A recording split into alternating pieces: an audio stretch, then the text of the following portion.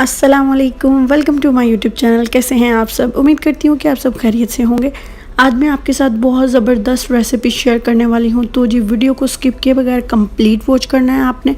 और जो लोग न्यू आए हैं काइंडली वो मेरे चैनल को सब्सक्राइब कर लें, बेल आइकन को प्रेस कर दें और वीडियो पसंद आए तो उसे लाइक और शेयर करना मत भूलिएगा। तो जी ये मज़ेदार कबाब मैंने बनाए हैं लेफ़्ट ओवर राइस से। अक्सर घरों में चावल बच जाते हैं, तो जी बॉयल्ड राइस या तड़के वाले कोई भी किसी किस्म के भी राइस बचते हैं तो आप उससे बहुत मज़ेदार कबाब बना सकते हैं। कुछ वेजिटेबल्स ली हैं मैं, आपके पास जो वेजिटेबल अवेलेबल हो आप उनके साथ बना सकते हैं, कोई मसला नहीं। तो जी मैंने लिए थे 1 कप बॉयल्ड राइस जो कि लेफ्ट ओवर थे, उनको मैंने डाला एक बड़े बाउल में और इनको अच्छे से मैंने मैश कर देना है। आपने भी ऐसे करना है, चावलों को बहुत अच्छे से आपने मैश कर देना, चाहे हाथ से करें, चाहे चम्मच से करें, चाहे किसी भी चीज़ से करें। तो जी मैंने इनको हाथों के साथ और चमचे के साथ इस तरह से मैश कर दिया। तो ये देखें पूरे प्रॉपरली ये मैश नहीं होते, थोड़े से दूर ज़रूर रहेंगे। अब जी इसमें डालेंगे जो भी आपके पास वेजिटेबल अवेलेबल हो आप डालिए। मैंने प्याज डाला है, बंद गोभी डाली है और कलरफुल शिमला मिर्च डाली है 3 कलर्स की।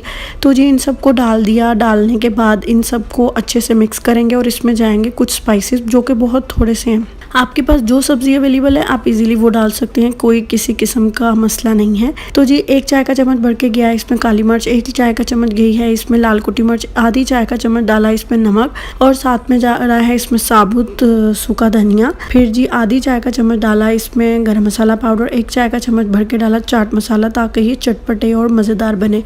फिर जी बाइंडिंग पक्की करने के लिए इसमें जा रहा है जी 4 खाने का चम्मच भर के मैदा।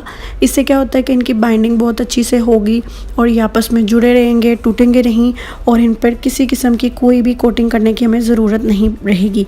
तो जी मैंने बिल्कुल हाथों के साथ अच्छे से मसल कर इनका ये पेस्ट रेडी कर लिया। तो जी हमें पानी बीच में कुछ भी डालने की, ऑयल वगैरह ज़रूरत नहीं है। ये देखें इस तरह से हाथ लगाते ही इसके कबाब से बन रहे हैं। तो चावल जो हैं वो आपको नज़र आएंगे, जाहिर सी बात है चावल बिल्कुल मैश नहीं हो सकते, थोड़े थोड़े से वो रहेंगे, तो कोई मसला नहीं है, ये बहुत ज़बरदस्त बनते हैं। चलिए जी अब कबाब रेडी करते हैं। मैंने साथ में मोज़रेला ग्रेट की हुई चीज़ ली है, हाथों को ऑयल लगाकर अच्छे से ग्रीसी कर लिया और इसको मैं थोड़ा सा पीस लूँगी, जैसे कि हम लेते हैं कोई भी बॉल बना लेते हैं। तो इसका मैं इस तरह से बनाऊँगी। फिर इसे हाथों के साथ जो है वो अच्छे से मैं दबा दूँगी प्रेस करके। तो जी इसको बिल्कुल बिठा देना है, बिल्कुल इस तरह से, और फिर सेंटर में जो है वो उंगली के साथ थोड़ी सी जगह बना लेनी है। तो यहाँ पर जी फिलिंग कर देनी है मोज़रेला ग्रेट की हुई चीज़। अगर आपके पास है तो आप डाल दें, अगर नहीं है तो कोई मसला नहीं, आप ऐसे भी बनाकर इंजॉय कर सकते हैं। तो जी ये देखें शामी कबाब टिक्की की शेप में मैंने बना दिए और ये बड़े ज़बरदस्त बनते हैं। बाहर से ये क्रिस्पी होते हैं, अंदर से सॉफ्ट होते हैं और अगर अंदर चीज़ डाल दें ओहो हो क्या मज़ा आएगा। बच्चों को भी बहुत पसंद आएंगे और ये बहुत ज़्यादा हेल्दी होते हैं। फिर जी आपको मैं एक और शेप का बनाकर बताऊंगी हाथों के साथ ही। तो जी इसका मैं बनाऊंगी कबाब। आप चाहे इसे जिस मर्ज़ी शेप का बना सकते हैं, चाहे तो टिक्की शेप में बनाएं, चाहे कबाब शेप में बनाएं, चाहे तो आप टिक्का वो जो छोटी बोटी होती है क्या कहते हैं उससे, हाँ गोला कबाब, उसकी शेप में बनाएं। तो ये मैंने जी कुछ बड़े वाला कबाब बनाया था, आप इसको भी देख सकते हैं।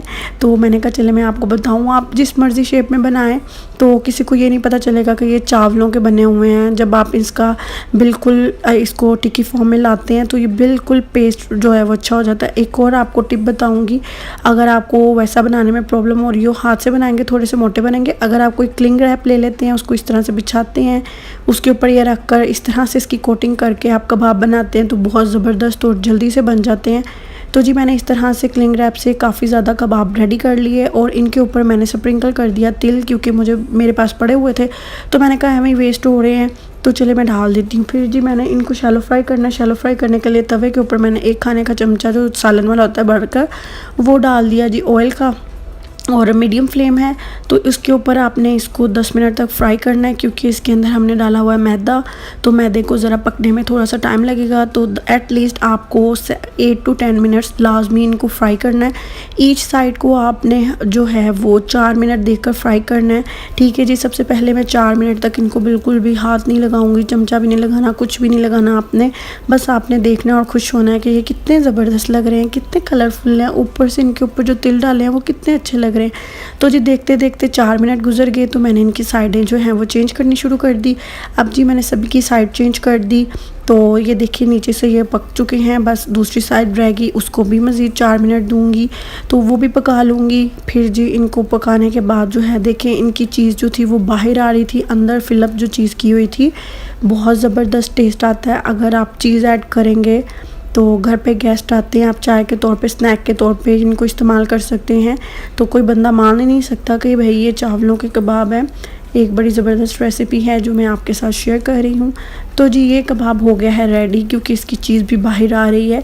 तो मैंने इसी तरह से बाकी के भी कबाब निकाल लिए और जी चीज़ ग्रेट की हुई बच गई तो मैंने कहा हमें वेस्ट करनी है या फिर रखनी है तो चलो इनको भी डाल देती हूँ। गरम गरम कबाब के ऊपर मैंने जी स्प्रिंकल कर दी, डाल दी जो चीज़। गरम गरम कबाब थे तो चीज़ को मेल्ट होने में टाइम बिल्कुल नहीं लगा, 2 मिनट लगे और चीज़ मेल्ट हो गई। क्योंकि कबाब अभी मैंने उतारे ही थे और साथ ही चीज़ ऊपर ऐड कर दी। फिर जी धनिया डालकर ऊपर गार्निश कर दिया, कलर काफ़ी अच्छा लग रहा था। अब आपको मैं ये कट करके भी दिखाऊंगी और उठा कर भी दिखाऊंगी कि ये ऊपर से नीचे तक फुल चीज़ें हैं। इनको पकड़ते पकड़ते ही इनके अंदर से अंदर जो स्टफिंग की थी चीज़ की, OMG वो बाहर आ रही थी और इतने मज़े के ये बने थे कि कुछ पूछे नहीं। ये देखें अब बाहर से आपको थोड़ा सा क्रिस्पी की आवाज़ आई होगी। तो बाहर से ये बहुत ज़्यादा क्रंची होते हैं, अंदर से ये बहुत सॉफ्ट होते हैं। उम्मीद करती हूँ कि आपको मेरी ये आज की रेसिपी पसंद आई होगी। तो जी मेरे चैनल को सब्सक्राइब करना मत भूलिएगा। वीडियो को पसंद आए तो लाइक और शेयर करना मत भूलिएगा। मिलते हैं एक नई रेसिपी के साथ, तब तक के लिए अल्लाह हाफिज़।